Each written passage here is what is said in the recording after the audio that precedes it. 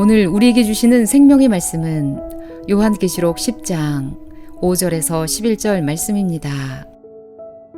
옆에 분과 인사하시겠습니다. 주님의 이름으로 사랑하며 축복합니다. 다시 한번 이 시간 은혜 받읍시다.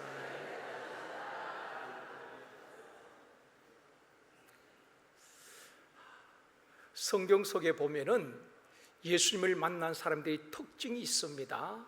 다 변화되었다는 것입니다.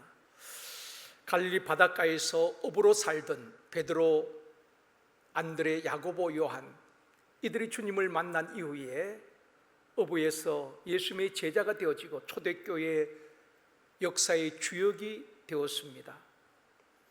사마리아 수가성에 5번 결혼하고 이혼하고 6번째 남자와 살고 있는 여인이 있었습니다. 5번 만났다가 헤어지는 과정에 있어서 얼마나 마음의 상처가 있었겠습니까? 6번째 남자와 살고 있지만 늘 불안한 것입니다. 그런데 그 여인이 사람과 마주치는 것이 싫어서 한낮에 우물가에 왔다가 주님을 만나게 됩니다. 주님의 말씀을 듣는 가운데에 말할 수 없는 그 심령 속에서 샘솟도 솟아나는 기쁨과 은혜를 경험하게 됩니다. 그리고 물동이를 버려두고 동네로 뛰어들어가서 왔어 보라, 내가 만난 그분이 그리스도다. 그분은 나의 아픔과 상처를 다 알고 계시고 치유하시고 회복시켜 주신 분이시다. 그분이 바로 그리스도다. 와서 당신들도 만나보라고 외쳤던 사마리아의 최초의 여성 전도자가 되었습니다. 삭개오는 돈만 있으면 된다는 물질주의에 붙잡혀 있었던 이 삭개오가 주님을 만나게 됩니다. 주님을 만나기 전에는 친구도 없고 이웃도 없고 늘 왕따 당하고 외롭고 고독한 인생을 살았지만은 주님을 만난 이후에 그는 고백합니다. 내 소유의 절반을 가난한 사람들에게 주겠습니다. 놀라운 가치 변화가 일어났다는 것입니다. 교회를 핍박하고 믿는 자들을 핍박했던 살귀등등한 바울이 다메섹으로 가다가 주님을 만나게 됩니다. 그 이후에 바울은 자신의 모든 것을 배설물같이 여기고 자기의 전 생애를 주님 앞에 드리게 되는, 핍박자가 변하여 전도자가 되는 놀라운 변화가 일어나게 되는 것입니다. 이 시대에도 예수님을 만나 변화된 사람이 얼마나 많은지 모릅니다. 로마서 12장 2절 말씀 같이 읽겠습니다. 너희는 이 세대를 본받지 말고 오직 마음을 새롭게 함으로 변화를 받아 하나님의 선하시고 기뻐하시고 온전하신 뜻이 무엇인지 분별하도록 하라. 이 세대를 본받지 말라는 것입니다. 여러분, 이 세대는 악한 세대요, 음란한 세대요. 이 세대를 본받지 말고 우리의 마음이 새롭게 변화되어서 하나님의 선하시고 기뻐하신 뜻이 무엇인지 분별하라 말씀하고 있습니다. 그런데 우리는 내 자신의 변화보다도 남편을 변화시키고 아내를 변화시키려고 합니다. 자녀들이 변화되어지기를 원합니다. 신앙의 초점은 나의 변화거든요. 남을 변화시키는 것이 아니라 내가 변화되어져야 하는 것입니다. 그럴 때에 다른 사람을 변화시킬 수가 있는 것입니다. 베드로가 성령 충만하고 변화되어질 때에, 또 바울이 주님을 만나고 변화되어질 때에 변화된 바울과 베드로를 통해서 수많은 사람들이 복음을 듣고 예수를 믿고 변화되어지게 된 것입니다. 변화된 사람이 또 다른 사람을 변화시킬 수가 있는 것입니다. 그런데 사람의 변화가 쉽지 않잖아요. 설교를 듣고 은혜를 받아도 성품이나 인격이나 언어나 행동이나 삶이 잘 변화되지 않습니다.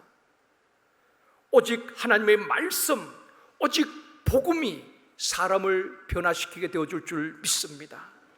기독교 초기에 큰 영향을 끼쳤던 초대 교부였던 성 어거스틴, 여러분 잘 알고 있지요. 이 어거스틴이 어릴 때부터 참 방탕한 생활을 했습니다.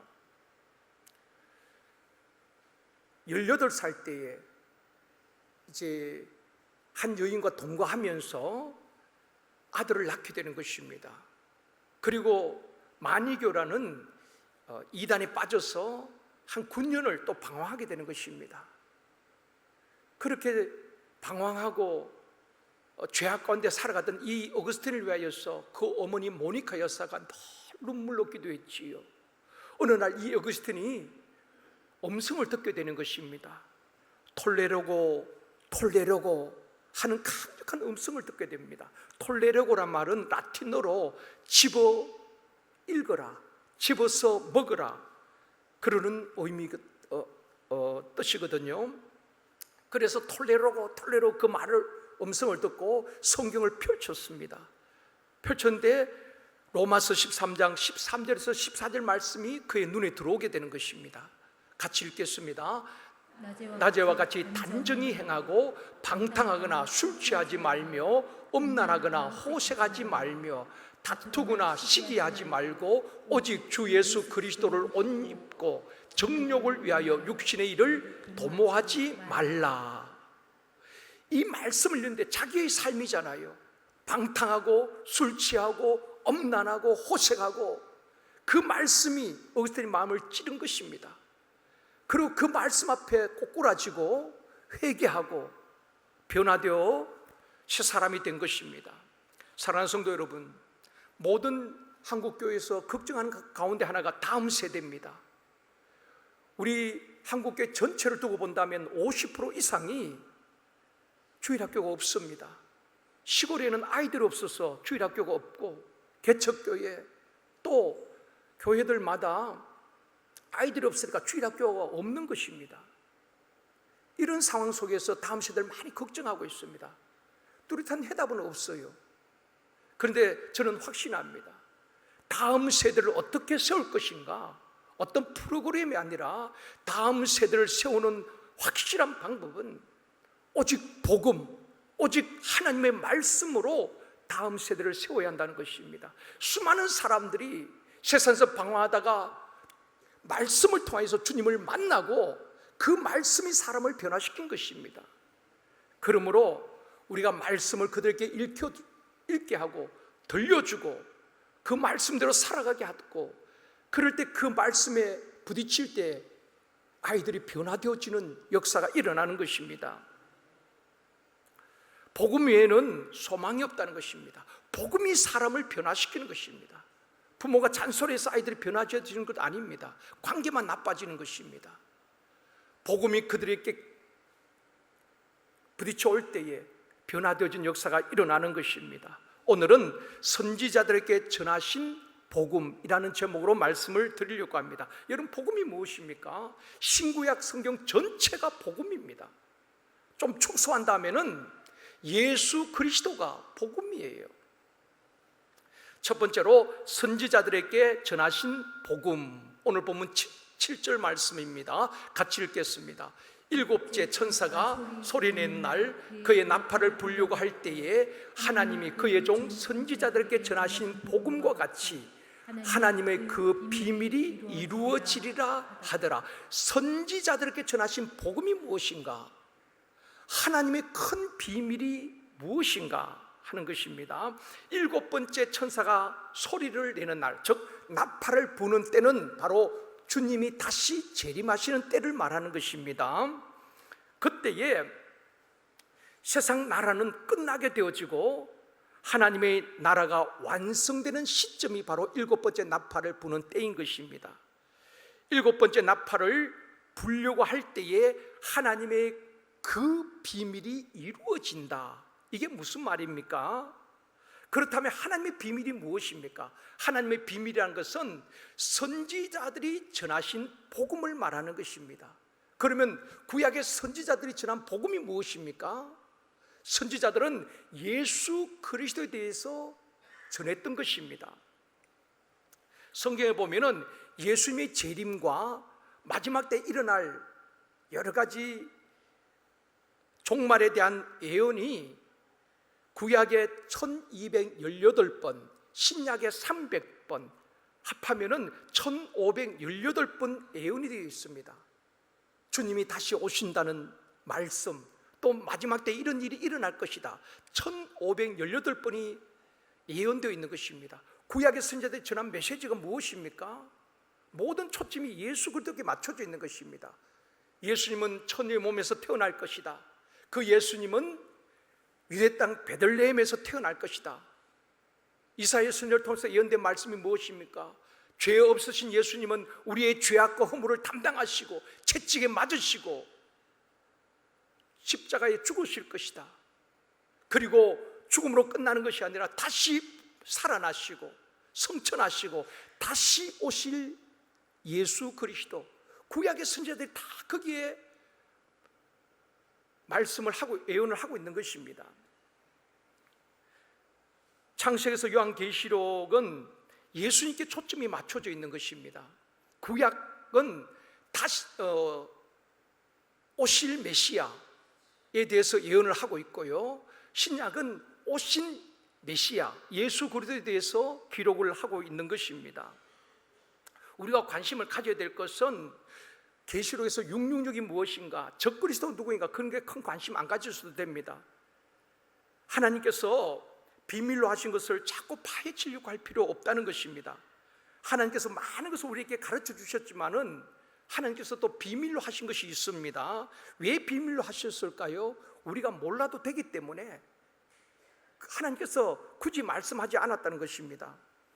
전에 보면 천국과 지옥에 갔다 온 분들이 간증을 많이 했습니다. 여러분, 그것을 너무 귀담아 들을 필요는 없다고 생각합니다. 그냥 참고로 하시면 되는 것입니다. 우리가 알아야 된다면은 성경에 다 기록을 했을 것입니다. 근데 몰라도 되기 때문에, 구원에 아무 지장이 없기 때문에 하나님께서 기록하지 아니하시고 또 비밀로 하신 것입니다. 그런데 일곱째 천사가 나팔을 불 때에 하나님의 모든 비밀이 이루어진다 그랬거든요. 구약의 선지자들의 예언이 다 이루어진다고 말씀을 하고 있는 것입니다. 구약의 선지자들이 예언한 말씀, 예수님께서 마태복음 25장에서 마지막 때 일어날 여러 가지 종말의 징조에 대해서 하신 말씀, 사도 요한이 밤모섬에서 보았던 그 환상, 모든 예언의 말씀이 언제 이루어지는가? 일곱 번째 나팔을 불 때에, 즉 주님이 재림하실 때에 이 모든 비밀이 다 풀려지고 이루어진다는 것입니다. 그런데 이단들은 성경의 비밀을 알려주겠다, 하나님의 비밀을 알려주겠다고 하면서 미혹을 하는 것입니다. 많은 분들이 특히 신천지에 미혹을 당하는 것은 기성교에서 말하지 않는 14만 4천이 누구인가 이런 부분을 풀어주거든요. 그러다 보니 그게 혹하는 것입니다. 그래서 이단에 빠져들어가는 것입니다. 하나님의 비밀로 하신 것을 굳이 자꾸 알려고 할 필요 없다는 것입니다. 지금 내가 알고 있는 말씀, 여러분이 알고 있는 말씀을 그 말씀대로 잘 순종해도 구원받고 하나님 주신 복을 받고도 남습니다. 하나님 굳이 알 필요 없기 때문에 우리에게 비밀로 하신 것입니다. 두 번째로 두루마리를 가지고 먹으라, 그렇게 말씀을 하고 있습니다. 오늘 본문 8절 말씀 같이 읽습니다. 하늘에서 나서 내게 들리던 음성이 또 내게 말하여 이르되 내가 가서 바다와 땅을 밟고 서 있는 천사의 손에 펴 놓인 두루마리를 가지라. 또 하늘에서 음성이 들리는데 천사의 손에 뭐가 들려져 있습니까? 펼쳐진 두루마리가 천사의 손에 들려져 있는데 그것을 가지라는 것입니다. 펴놓은 두루마리는 무엇을 말합니까? 하나님의 말씀을 말합니다. 복음을 말하거든요. 그 복음을 사도 요한에게 너가 가져라. 이 복음은 우리에게 주신 하나님의 선물이라는 것입니다. 신구약 계시의 말씀, 이 복음이 하나님께서 우리에게 주신 선물이고 우리에게 너희들이 가져라는 것입니다. 사도 요한에게 펴놓은 두루마리를 너희가 가져라. 그 다음 9절에 말씀합니다. 같이 읽습니다. 내가 천사에게 나아가 작은 두루마리를 달라 한적 천사가 이르되 갖다 먹어버리라. 너 배에는 쓰나 내 입에는 꿀같이 달리라.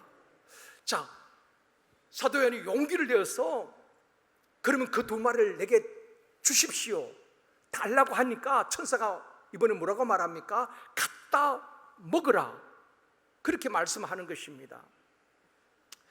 사랑하는 성도 여러분, 아무리 좋은 음식도 바라만 보면은 배부르지 않잖아요. 내가 먹어야 되는 것입니다. 그렇듯이 하나님의 말씀을 내가 듣기만 해서 되는 게 아닙니다. 그것이 내 것이 되지 않는다는 것입니다. 그 말씀을 먹어야 되는 것입니다. 그런데 하나님의 말씀을 어떻게 먹을 수 있습니까? 창세기 1장부터 하나 찢어서 가루로 만들어서 우리가 먹어야 됩니까? 그런 게 아니지요. 하나님의 말씀을 먹는다는 것은 하나님의 말씀이 내 안에 들어와서 말씀이 나를 주장하기까지 말씀을 읽고 듣고 묵상하고 암송하고 지켜내는 것을 말하는 것입니다. 그래서 요한계시록 1장 3절, 이번 주 암송 말씀입니다. 같이 읽겠습니다. 이 예언의 말씀을 읽는 자와 듣는 자와 그 가운데 기록한 것을 지키는 자는 복이 있나니 때가 가까움이라. 하나님의 말씀을 먹는 것은 바로 읽고 듣고 지켜내는 것입니다. 읽고 듣는데 그치면 안 되는 것입니다. 지켜내는 데까지 가야 하는 것입니다. 그럴 때 내가 변화되어지고 말씀이 나를 주장하게 되는 것입니다. 말씀을 먹는다는 것은 말씀이 내 것이 될 때까지, 말씀의 순종이 될 때까지, 말씀이 능력이 될 때까지 하나님의 말씀을 읽고 듣고 암송하고 묵상하고 그 말씀대로 살아내는 것입니다. 이것이 말씀을 먹는 것입니다. 그래서 뭐라고 말합니까? 천사가 말씀을 가지라, 그 다음에 말씀을 먹으라, 그렇게 말씀을 하고 있는 것입니다. 그 다음에 10절에 말씀합니다. 같이 읽겠습니다. 내가 천사의 손에서 작은 두루마리를 갖다 먹어버리니 내 입에는 꿀같이 타나 먹은 후에는 내 배에서는 쓰게 되더라. 이게 무슨 말입니까? 이제 가지라고 말씀했고 그 말씀을 받았습니다. 그리고 그 말씀 두루마리를 먹었어요. 근데 내 입에는 꿀같이 타나 먹은 후에 내 배에서는 쓰게 되더라. 이게 무슨 말입니까? 말씀을 먹을 때는 입에는 꿀같이 단데 배에 들어갔는데 쓰다는 것입니다. 여러 가지로 해석을 합니다. 하나는 하나님의 말씀이 우리에게 위로를 주고 힘을 주고 용기를 줄 때가 있잖아요.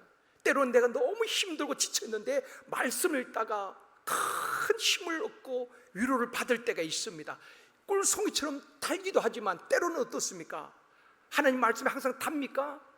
때로는 우리의 죄를 애리하게 지적하고 회개를 촉구하고 너희들이 하나님께 돌아오지 않으면 다 망할 것이다. 구약 선지자를 통해서 이스라엘 백성께 예언된 말씀들이 그들이 듣기 거북할 정도로 선 말씀이기도 한 것입니다.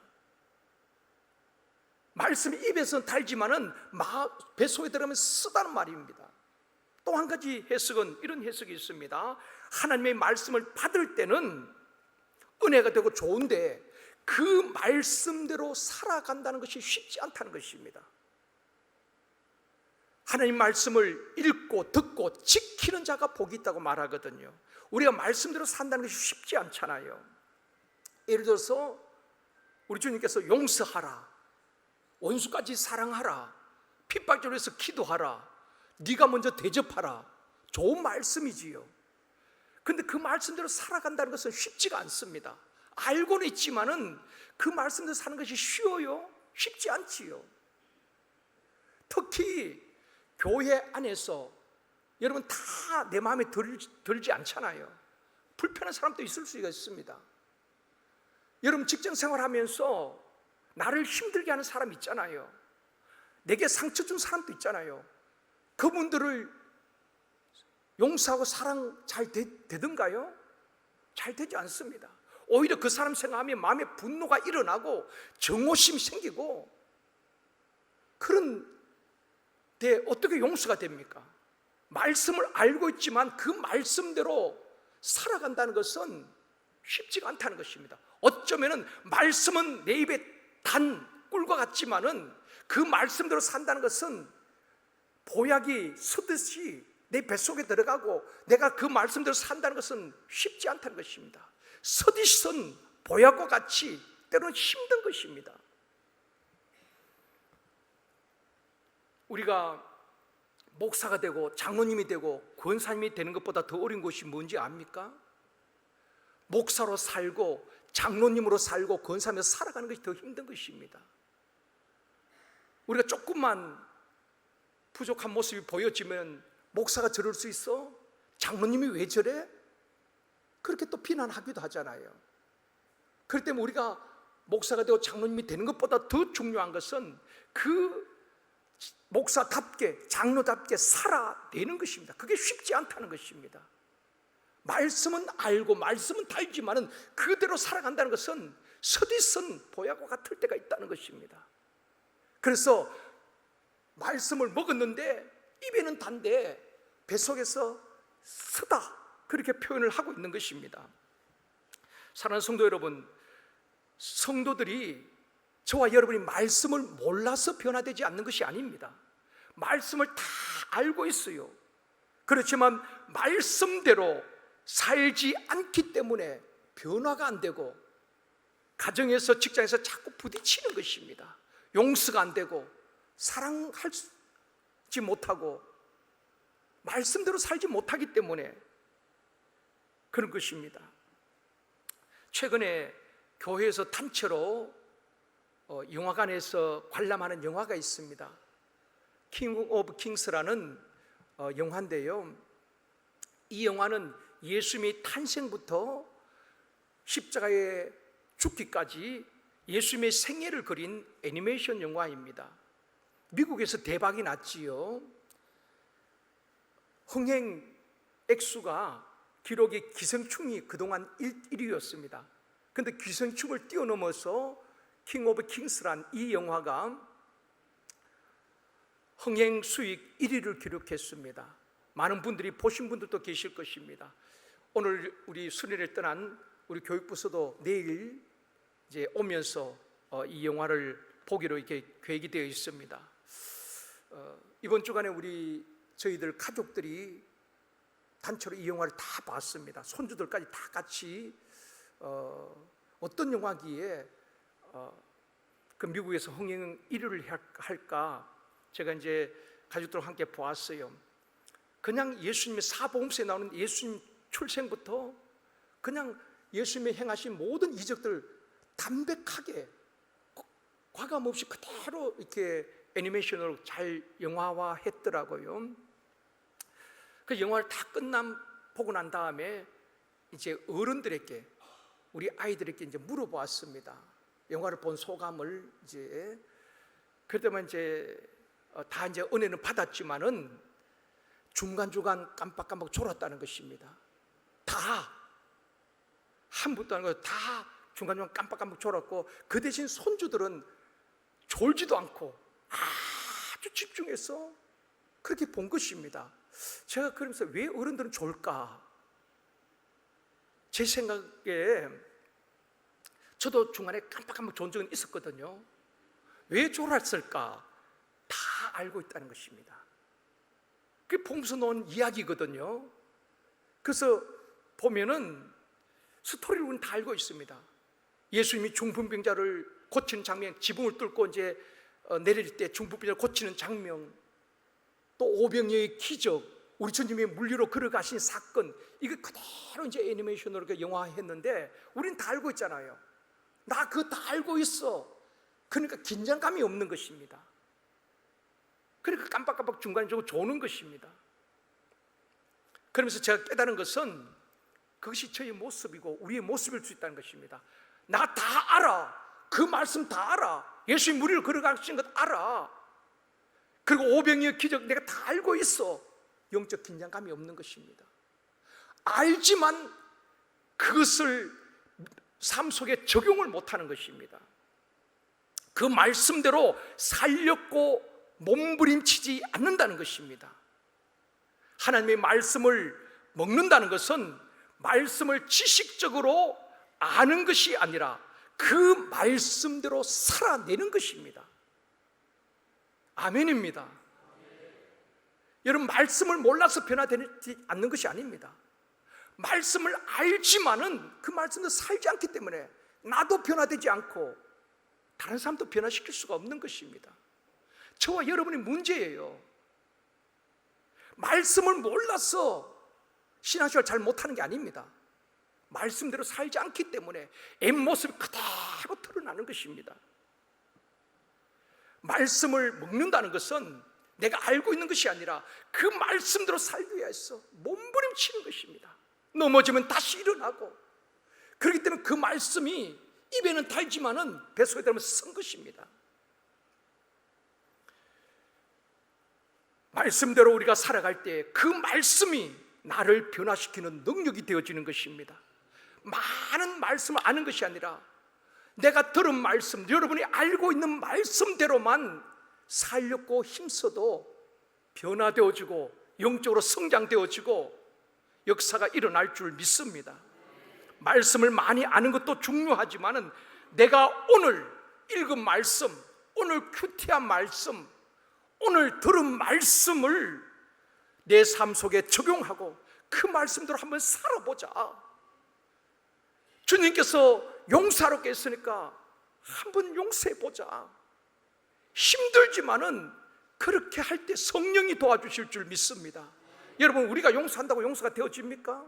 오히려 분노가 일어나는데, 내 힘이 아니라 성령을 의지하고 성령께 도움을 구하고, 성령님, 내 그 사람 용서가 안 돼요. 용서보다는 미움이 불릴 때 일어나는데 어떻게 해요? 우리가 주님 앞에 도움을 구할 때 성령님께서 나를 변화시켜 주시고 용서할 마음도 성령님께서 주실 줄 믿습니다. 그래서 성경이 우리 연약함을 도우신다고 말씀하고 있지 않습니까? 그 말씀대로 살렸고 힘쓰고 애쓰는 저와 여러분이 되어지길 주님의 이름으로 축원합니다. 그것이 말씀을 먹는 것입니다. 세 번째로, 다시 예언하여야 하리라. 11절 말씀 같이 읽습니다. 그가 내게 말하기를 내가 많은 백성과 나라와 방언과 임금에게 다시 예언하여야 하리라 하더라.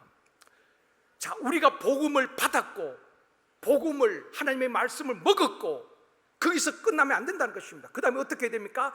다시 예언하여야 하리라. 많은 백성과 나라와 방과 임금에게, 모든 열방에 이 복음을, 이 예언의 말씀을 전하라는 것입니다. 이게 계시록을 통해서 우리 주시는 메시지인 것입니다. 이 말씀을 에스겔 선지자도 똑같이 이 말씀을 하셨습니다. 에스겔 3장 1절 말씀 같이 읽겠습니다. 또 그가 내게 이르되 인자야, 너는 발견한 것을 먹으라.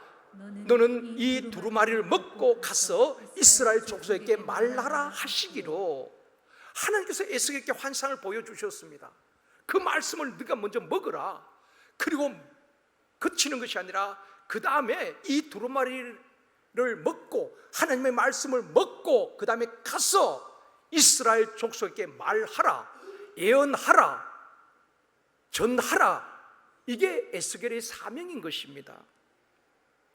에스겔과 또 다니엘, 구약의 선지서, 또 요한계시를 통해서 하나님께서 우리에게 주시는 메시지가 무엇인가, 그걸 잘 붙들어야 되는 것입니다.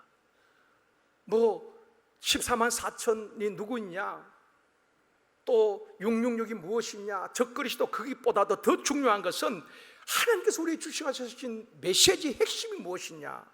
바로 에스겔이나 계시를 통해서 하나님 주시는 메시지는 마지막 때에 교회의 사명이 무엇인가, 성도들의 사명이 무엇인가를 우리에게 말씀해 주고 있는 것입니다. 그래서 요한계시로서 교회론을 잘 보셔야 된다고 말씀을 드렸습니다. 교회의 사명이 무엇이겠습니까? 성도의 사명이 무엇입니까? 바로 교회와 성도들은 먼저 하나님의 말씀을 먹고 우리가 영적으로 강건하고 거기서 끝나는 것이 아니라 나가서 전하라. 이것이 우리 주님께서 우리에게 분부하신 것 아닙니까? 성령의 권능을 받고 예루살렘과 온 유대와 사마리아 땅끝까지 이르러 내 증인이 되리라. 너희는 온 천에 다니며 만민에게 복음을 전파하라. 모든 민족을 제자 삼으라. 이게 주님의 분부하심 아니겠습니까? 계시록 그걸 통해서 우리에게 말씀하고 있는 것입니다. 마지막 때 이런 마지막 종말이 오는데 너희들이 먼저 하나님의 말씀을 믿고 깨닫고 그 다음에 전하라는 것입니다. 예언하라는 것입니다. 이게 오늘 계시록 10장의 핵심 메시지인 것입니다. 오늘날 말씀의 홍수 시대잖아요. TV만 켜면은 전 세계 국내 유명한 목사님 설교 다 들을 수 있습니다. 여러분 말씀을 못 들어서 여러분 변화 안 되는 것 아니잖아요. 말씀을 듣는 사람은 많은데 말씀을 아는 사람은 많은데 문제는 그 말씀을 내가 경험하고 내가 먹고 누리고 다시 예언하는 사람이 많지 않다는 것입니다. 내가 말씀을 먹고 소화시키고 전해야 하는데 전하지 않으니까 나도 변화되지 않고 다른 사람도 변화시킬 수 없는 것입니다. 그래서 세상 사람들은 때로는 우리를 욕하기도 합니다. 무엇을 욕합니까? 예수 믿는 사람이 더하다. 예수 믿는 사람이 저 모양이다. 우리가 주님의 말씀대로 살지 못하기 때문에, 내가 예수 믿기 때문에 좀 더 회사에서 내가 좀 더 양보하고 좀 더 희생하고 내가 좀 더 섬겨주고 그런 모습을 세상 사람들은 보기를 원하는 것입니다. 그게 보여지지 않을 때 그들은 요구하는 것입니다.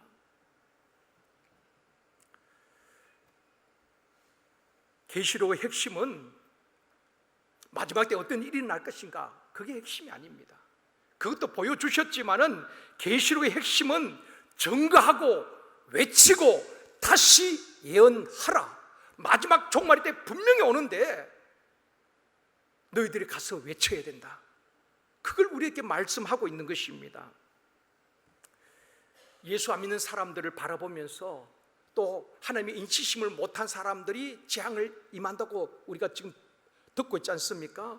그런 것을 보면서 우리가 통쾌하게 생각하는 것이 아니라 믿지 않는 너희들은 다 심판받고 지옥 갈 거야, 그들을 비난하고 정죄하라고 이 말씀을 하신 것이 아닙니다. 우리 하나님께서 이 말씀 우리에게 알려주신 것은 복음을 듣고 저와 여러분이 먼저 정신을 차리고 그리고 이 복음을, 이 종말의 때가 오는데 아직도 알지 못하고 세상 일에 취해 있고 죄악 가운데에 술 취하고 방탕하고 음란 가운데 있는 그들에게 너희들이 가서 예언해라, 너희들이 가서 전해라, 복음을 전해라, 그리고 살려내라는 것입니다. 이것이 요한을 통해서 계시록을 기록한 목적이고 오늘 본문 계시록 10장에 우리에게 하신 말씀인 것입니다. 그래서 너희들이 이 복음을 가져라, 두루마리를 가져라, 먹어라. 그래서 끝나는 것이 아니라 그 다음에 가서 예언하라, 외치라, 그렇게 말씀을 하고 있는 것입니다. 세상에서 가장 가치 있는 일이 무엇이겠습니까? 생명을 살린 것 아니겠습니까? 의사는 의술로 환자를 고치고 살려내는 것입니다. 의사보다 더 귀한 직분이 바로 저와 여러분인 것입니다. 우리는 복음으로 육신의 병뿐 아니라 영적인 잠든 자들 깨우고 살려내는 것입니다. 이 직분이 얼마나 귀한지 모릅니다. 그러기 위해서는 저와 여러분이 먼저 깨워서 충만한 가운데에 가서 예언하고 전하고 살려내는 것입니다. 이 직분을 우리에게 주셨다는 것입니다. 이걸 오늘 본문 계시록 10장에서 말씀하고 있는 것입니다. 주님께서 교회에 주신 사명이 무엇입니까? 성도들이 주신 사명이 무엇입니까? 여러분, 이 본질을 잘 붙들어야 되는 것입니다. 특히 목회자들과 우리 장로님들, 교회의 본질이 무엇인가, 그걸 잘 붙들어야 되는 것입니다. 서로 교제하고 봉사하고 찬양대 찬양하고 구제하고, 그것도 중요합니다. 근데 대부분 찬양 끝났으면 나 오늘 할 일 다 했어, 그렇게 생각합니다. 하나님께서 우리에게 원하는 게 뭔지 아셔요? 사역 열심히 하고 봉사 열심히 하고 남들이 몰라주면 섭섭해하고 그런 것이 아닙니다. 사역보다 더 중요한 것은 너희들이 이 두루마리의 말씀을, 하나님의 말씀을, 복음을 너희들이 먹으라. 우리가 먼저 그 말씀을 받고 먹었고 그 말씀이 나를 이끌어갈 수 있도록, 그 말씀이 나를 지배할 수 있도록 읽고 듣고 묵상하고 지켜내는 것입니다. 그런 사람이 또 복이 있다고 말씀하고 있잖아요. 너희들이 말씀을 먼저 먹고 누리고 그리고 나가서 전하라. 여기까지 가야 하는 것입니다. 그걸 오늘 계시록 10장에서 말씀해 주고 있습니다. 7번째 나팔 불면 주님 재림이 다 끝나잖아요. 그래서 잠깐 텀을 주고 기회를 주고 있는 것입니다. 그렇기 때문에 저와 여러분이 계시를 읽으면서 두려워할 것도 없고, 마지막 때 이런 일이 일어나는구나, 끝까지 믿지 않는 자는 둘째 사망 불못에 던져주는구나, 우리 하나님은 한 사람도 멸망하지 않고 돌아오기를 기다리신 주님의 마음을 알아서 우리가 믿지 않는 가족들, 이웃들, 친척들, 내 주변 사람들에게 진짜 줄 선물은 밥 한 그릇 사주는 게 아닙니다. 커피 한 잔 사주는 것이 아니라 정말 이 복음을 전해주고 살려내는 것입니다. 그보다 더 귀한 일이 어디 있겠습니까? 그래서 교회의 본질은 때를 얻든지 못 얻든지 우리가 받은 이 복음을 전하는 것입니다. 그래서 이 두루마리를 가져라, 먹어라, 예언하라 말씀하고 있는 것입니다. 말씀을 맺겠습니다. 우리가 먼저 말씀으로 충만하여서 후반기에도 모든 성도들이 전도와 영혼 구원에 힘쓴 교회가 되어지기를 원합니다. 사랑하는 성도 여러분, 주님께서 분부하신 땅끝까지 이르러 정인이 되라. 우리 주님은 요 딱 한 가지 분부하셨거든요. 우리가 먼저 말씀대로 살아내려고 몸부림치고 가까이 있는 분들에게 삶으로 예수를 증거하고 그리고 그들에게 예언하는, 이 복음을 전하는 사명을 감당하는 저와 여러분이 되어지기를 주님의 이름으로 축원합니다.